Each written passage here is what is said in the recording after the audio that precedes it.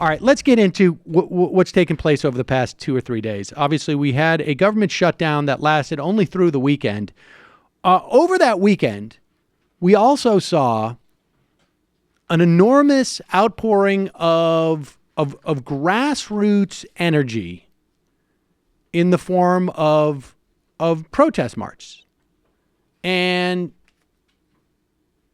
an indication that to the extent that there was a lot of anti-Trump sentiment a year ago, it still remains. I mean, you could also just look at the polling, right? And this is relevant because of look, it's not over with the Democrats, the budget, and DACA. But it's very difficult to figure out what the strategy was here. I mean, even if you go back to December, do you remember this was not the first continuing resolution. The first one was in early December. And Nancy and Chuck met with President Trump. And he promised them that they were going to get an immigration deal. And understand how this works, right? Like, I think Nancy Pelosi has been very good at being able to know her own caucus, be able to keep them in line. You never saw stuff where she brought stuff to a vote that it didn't pass. You never saw stuff where, I mean, she has a good relationship with the caucus. That is different than having a sense of how to develop a strategy. And speaking of not having a sense of how to develop a strategy, I'm not even sure if Chuck Schumer understands that's what he's supposed to be doing. Because he clearly had no sense of what his caucus could withstand. There was no reason to go and cause a shutdown if you weren't going to be able to maintain it. They could have gotten a 3-week deal on Thursday or Friday if they were just going to take CHIP. And remember, there's no funding for community centers. Nobody's talking about that, but there's a lot of money cut at this point where you haven't had renewal for community-based health centers and Medicaid. And the CHIP funding, it's for 6 years, but it's not that expensive. And it's something that the Republicans theoretically wanted to do too. So it's good that they got that out of the way, but they could have done it without doing a government shutdown. Just punted. Instead of showing, hey, look, we're going to show you all our cards. We're going to show you that we were bluffing here. Because next time, we're going to do what? Now that Mitch McConnell has promised? Yes, his word, which was also part of the last process. Of course. I mean, it's just of course. And of course of the ACA, right? Remember, McConnell promised to vote on Collins Nelson. That was the Obamacare premiums. That's how Susan Collins ended up voting, or was supposedly going to, voted for the tax bill, I should say. That vote never came before 2017 like promised. McConnell promised to vote on Alexander Murray. That was to stabilize the Obamacare markets before 2017. That was another promise to Susan Collins to get her to vote for the tax bill. Nope. McConnell promised to bring a DACA bill, a bipartisan DACA bill, to the Senate floor. Do you remember the Durbin-Graham bill vote? Oh, that's because that did not happen. Right. McConnell promised Republican tax plan would not raise taxes on anyone in the middle class. I mean, come on. Mitch McConnell's a liar. The Democrats know he's a liar. And if they think that because they have McConnell's promise on record that it's going to be easier for them to maintain the caucus in 3 weeks in February for a shutdown than it was today, they're deluding themselves. I doubt it's even that. I think that it's just like they're planning on the ads that they'll run. And, fair enough. He's a liar.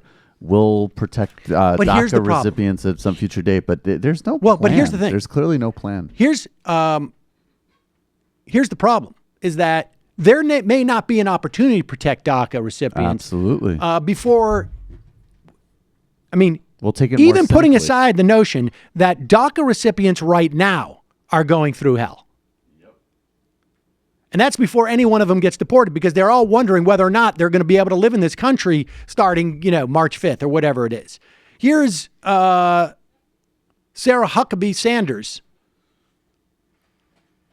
talking about the notion of mass deportations of people in their 30s and younger who have been in this country for well over a decade in some instances, but all over a decade, sent to countries that they may have absolutely no memory of.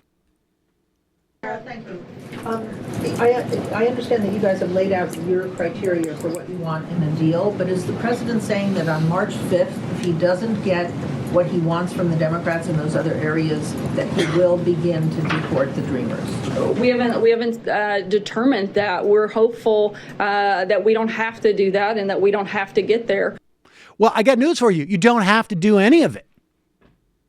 You don't have to do any of it. But they are using... I hope you don't make us kill the hostages. That would be a real shame. And I think, I guess I'm suggesting something more cynical, which is I don't think that...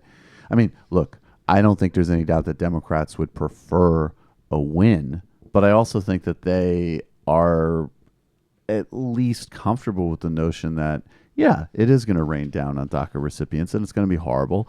And that is, along with all of the lies and incoherence, are going to make for good campaign ads. I think that there's just a lot of inbuilt acceptance on their part of some casualties as well. I think the people who are voting for this, the Democrats who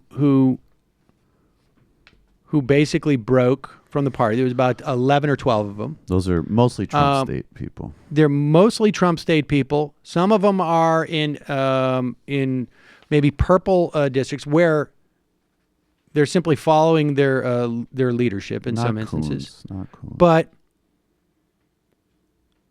I think they're missing the point. They think that immigration is going to be a bigger issue than Donald Trump. Yep. And there's just simply bad strategy here by those individual senators.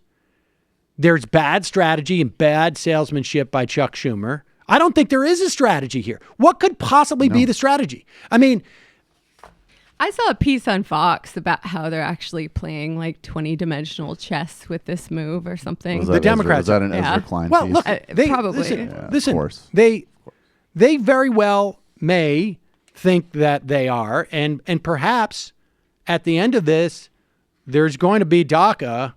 But can anybody explain the strategy of this? That they couldn't, that somehow like everybody in February is going to remember like Mitch McConnell, your average voter in West Virginia or in North Dakota, and go, well, all the reasons I would have been upset about this immigration, this DACA thing, I'm not going to be anymore because Mitch McConnell made a promise to Chuck Schumer. And to the extent to which they obsess about this stuff, just in the sense of like a day in and day out news cycle and playing all these little games that usually don't amount to much. I mean, they managed to look the worst in both directions because they managed to like just atmospherically, some people are going to be like, wait, Democrats shut down government? Why? That doesn't make sense. I don't get it. You know, if they're just seeing headlines and then they caved like days, like it's just, they managed to, you know, I said it in the prep, like it's like de Blasio and Hillary. Just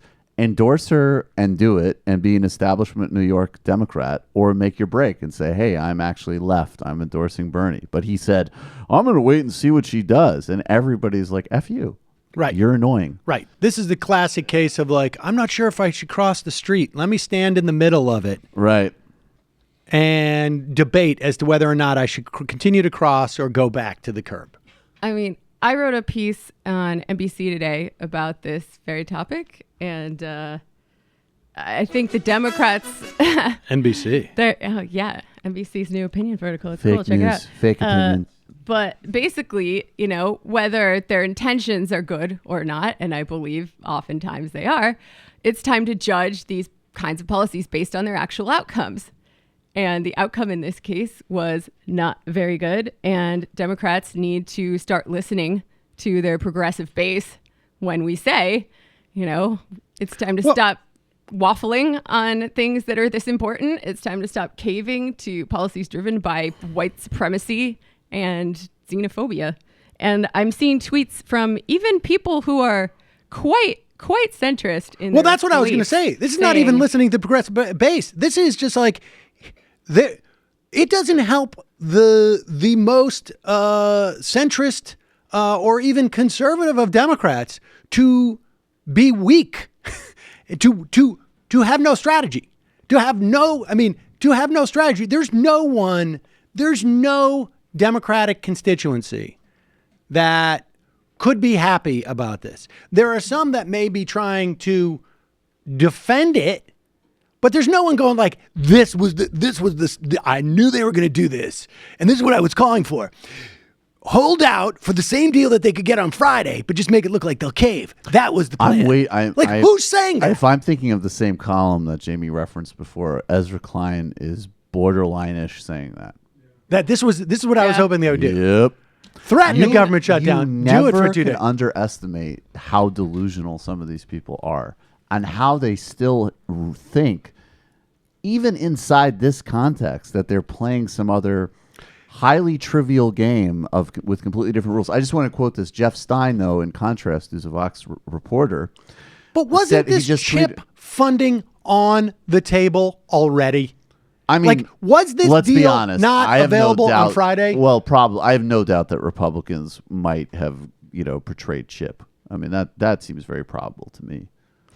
They technically it's out of money beginning in September. Look, I can tell you this. Beto O'Rourke, right? The guy's running in Texas. In December, he had tweeted out that he had a discharge petition on DACA, which basically is almost like the version of nuking the filibuster in the Senate. Okay, it means you can go around the leadership and bring a DACA vote around the thing. There's a lot of risk involved in this and whatnot. And he was told in December to avoid that, hold off, because in January we have the plan. Well, January is come and gone, folks. I mean, it's only January 15th or 23rd. This is their Paul Ryan moment. But they're going now. They've punted to February past, understand, the State of the Union, which was the only leverage they had with Donald Trump. Like, there's a fundamental misreading of what's going on here. And I don't know. It looked to me like you could get that chip deal on Friday. Very despondent sounding Democratic aide. Democrats just showed their hand. McConnell has no reason to believe that they as a whole caucus will fight for a DACA fix. Of course. Yeah. You've just basically said like, look it, I got no way of getting a straight flush. Yep. But I'm going to pretend I do. Just a heads up, I'm about to bluff. Exactly. I'm bluffing this time.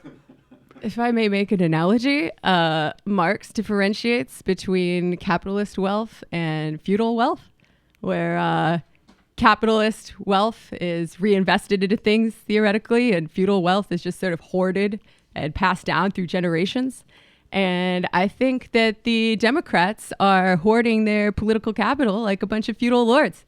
They're just Scrooge McDucking it every night through their hoarded political capital to very mysterious ends. I think that is, like, honestly, almost giving them too much credit. Like, I don't think this story is like they're, I think this is just incompetence. If you're Chuck Schumer and you're aware that you're going to lose 7 or 8 of your senators because they are too afraid to last 2 days into a shutdown, guess what you do? You don't shut down the government. Yeah, don't do it. They still think that this is going to get them some kind of capital or leverage down the line for being quote unquote bipartisan, when the other side is not playing by the same rules as them in any way, shape, or form. There's not even any polling data suggesting anybody wants that. Yeah. I don't know. It's absurd. All right. We got to take a break. Suja time. Yes. We got to take a break. When we come back. Hi, folks. Sam Seder here. We still need your help on our Patreon page. YouTube ads have come back, but not nearly as much as we had before. So if you can help us out, any little bit helps. Head over to our Patreon page right at this URL, and you'll help us keep helping you by making videos